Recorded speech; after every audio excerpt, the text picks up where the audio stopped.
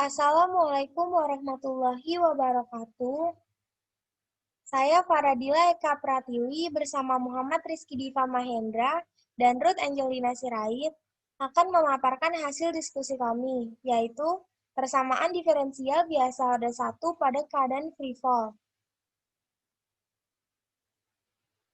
Pertanyaannya, apabila ada dua benda bermassa berbeda, yaitu gajah dengan massa 100 kg dan tikus dengan massa 1 kg, dijatuhkan dari keadaan yang mula-mula diam dari ketinggian yang sama, mana yang akan jatuh terlebih dahulu, dan apakah massa ikut mempengaruhinya? Jawabannya, dalam keadaan vakum, keduanya akan jatuh bersamaan dan massa tidak mempengaruhinya. Namun, jika mempertimbangkan dari air resistance, gajah akan jatuh terlebih dahulu. Tapi, bukan karena gajah lebih berat. Kenapa? Sebelumnya, saya akan menjelaskan tentang pengertian persamaan diferensial biasa orde 1. Persamaan diferensial adalah suatu hubungan yang terdapat antara suatu variabel independen X, suatu variabel dependen Y, dan satu atau lebih turunan Y terhadap X. Orde merupakan turunan tertinggi dalam persamaan tersebut. Pada persamaan diferensial biasa orde 1, hanya terdapat satu variabel bebas. Dari soal dapat ditentukan, variabel bebasnya adalah waktu, variabel terikatnya adalah jarak, dan variabel terikatnya kecepatan. Dengan catatan, kecepatan merupakan turunan dari jarak.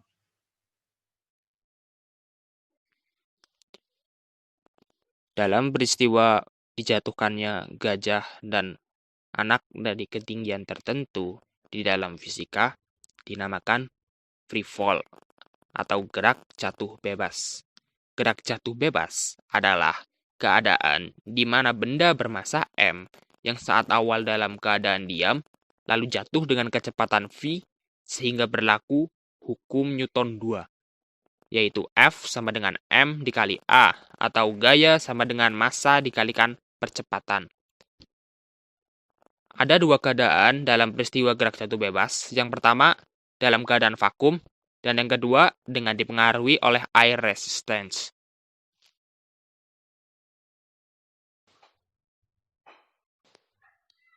Yang pertama adalah penyelesaian dalam keadaan vakum. Dalam gerak jatuh bebas, berlaku hukum Newton 2, yaitu M sama dengan M dikali A, di mana F adalah gaya yang bekerja pada benda dalam ruang vakum. Dalam hal ini adalah gaya berat, yaitu M dikalikan G, dan A adalah turunan dari kecepatan terhadap waktu. Sehingga dari rumus F sama dengan M dikali A akan diperoleh M dikali G sama dengan M dikali dV per dt. Lalu, sederhanakan kedua ruas menjadi G dikali dt sama dengan dV. Untuk mencari rumus dari kecepatan, integralkan kedua ruas dan akan diperoleh rumus dari kecepatan yaitu G dikali T. Untuk melakukan pembuktian, dapat dilihat bahwa massa tidak berpengaruh pada ruang hampa udara. Pembuktiannya adalah gajah dan tikus dari ketinggian yang sama dijatuhkan secara bersamaan. Dalam waktu 5 sekon, berapakah kecepatan keduanya? Dari gajah, V sama dengan G dikali T, di mana G sama dengan 9,8 meter per sekon dan T sama dengan 5 sekon, akan diperoleh kecepatan 49 meter per sekon. Sama halnya dengan tikus, V sama dengan 9,8 meter per sekon kuadrat dikali 5 sekon. Sehingga diperoleh kecepatan yang sama yaitu 49 meter per sekon. Dari pembuktian ini dapat disimpulkan bahwa massa tidak berpengaruh pada kecepatan benda jatuh di dalam ruang vakum. Yang kedua adalah penyelesaian dengan pengaruh air resistance. Sama halnya dalam keadaan vakum, di sini juga berlaku hukum Newton 2, yaitu F sama dengan M dikalikan A.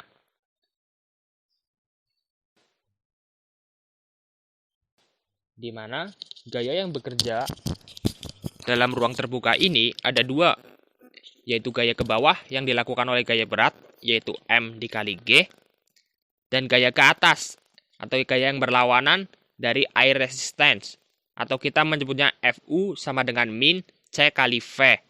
Min untuk menunjukkan ke arah berlawanan, C adalah air resistance, dan V adalah kecepatan. Maka dari hal itu dapat diperoleh bahwa F total sama dengan M dikali G dikurangi C dikali V. Dengan F sama dengan M kali A.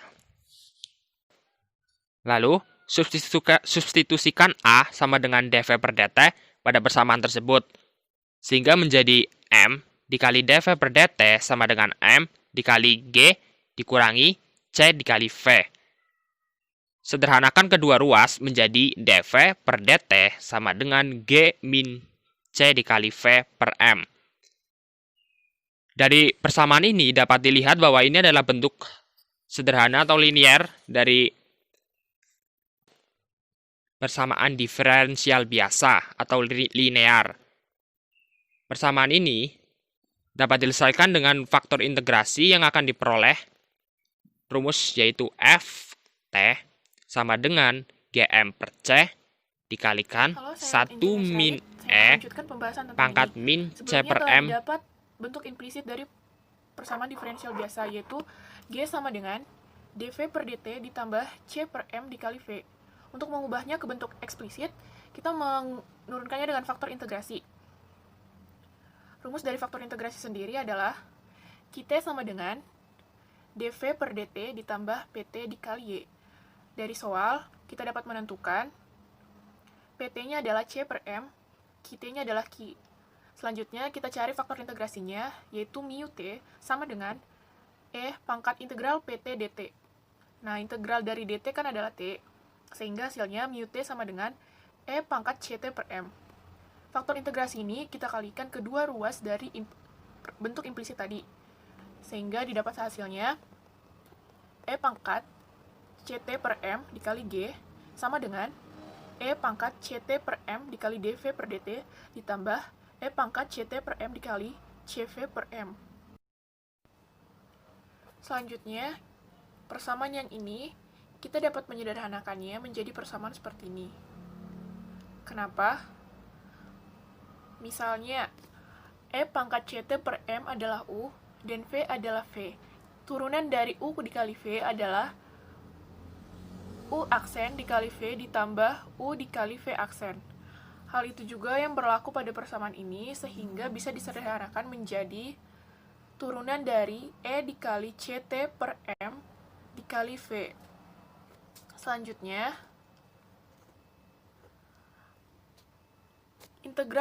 kita yang mengintegralkan kedua ruas dari persamaan ini menjadi integral E pangkat C T per M dikali G sama dengan integral D per dt dikali E pangkat CT per M dikali V. Selanjutnya, untuk mengintegralkan persamaan ini, kita buat permisalan dulu. Yaitu misalkan U sama dengan CT per M, DU sama dengan C per M dikali dt. Sehingga dt sama dengan M per C dikali DU. Nah, hasil yang ini kita substitusikan ke sini. Sehingga integral E pangkat U dikali G dt sama dengan integral D per dt dikali E pangkat CT per M dikali V. G merupakan suatu koefisien sehingga dapat dikeluarkan dari persamaan. Sehingga G integral E pangkat U dt sama dengan E CT per M dikali V. Masukkan nilai dt-nya sehingga G integral EU dikali M per C du sama dengan E pangkat CT per M dikali V.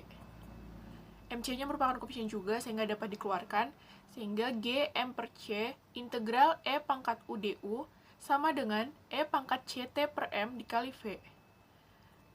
Integral E pangkat UDU bisa langsung diintegralin, karena ini sudah bentuk sederhananya, menjadi GM per C dikali DU, ini merupakan hasil integral di atas, ditambah C yang merupakan konstanta, sama dengan E pangkat CT per M dikali V. Selanjutnya masukkan nilai U-nya hingga menjadi GM per C dikali E pangkat CT per M ditambah C yang merupakan konstanta sama dengan E pangkat CT per M dikali V. Kita akan memisahkan V dalam satu ruas sehingga V sama dengan GM per C dikali E pangkat CT per M ditambah C dibagi E pangkat CT per M. Sehingga hasilnya V sama dengan GM per C ditambah E pangkat minus CT per M dikali C. Minus di sini karena dari bentuk awalnya sama dengan C per E pangkat CT per M. Karena dinaikin jadi hasilnya minus pangkatnya. Sebelumnya dikasih tahu pada soal kalau kecepatan awal dari benda adalah 0, sehingga V0 sama dengan 0. Jadi jika disubstitusikan ke dalam persamaan, T-nya sama dengan 0, sehingga 0 sama dengan GM per C ditambah E pangkat minus C dikali 0 per M dikali C. Sehingga 0 sama dengan GM per C ditambah E pangkat 0. E pangkat 0 itu adalah 1, sehingga 1 kali C, C. Hasilnya menjadi 0 sama dengan GM per C ditambah C. Karena kita mencari nilai C-nya, sehingga C sama dengan minus GM per C. Substitusi C pada persamaan menghasilkan V sama dengan GM per C ditambah E pangkat minus CT per M dikali minus C minus GM per C. Atau dalam bentuk lain, V sama dengan GM per C dikali 1 dikurang E pangkat minus CT per M. Ini merupakan hasil akhir atau bentuk eksplisit dari persamaan PDB. V di sini bisa dituliskan dalam bentuk lain jadi V T. Atau VT sama dengan GM per C dikali 1 dikurang E pangkat minus CT per M. Dalam keadaan kedua, kita menemukan rumus V sama dengan GM per C dikali 1 min E pangkat min CT per M. Dalam keadaan kedua, benda yang jatuh dipengaruhi oleh gaya gesek. Sehingga kecepatan dua benda jatuh dengan massa yang berbeda akan berbeda pula kecepatannya. Contoh, jika ada gajah dan tikus dijatuhkan dari ketinggian yang sama dengan massa gajah sama dengan 100 kg dan massa tikus sama dengan 1 kg, berapakah kecepatan V dalam T sama dengan 5 sekon?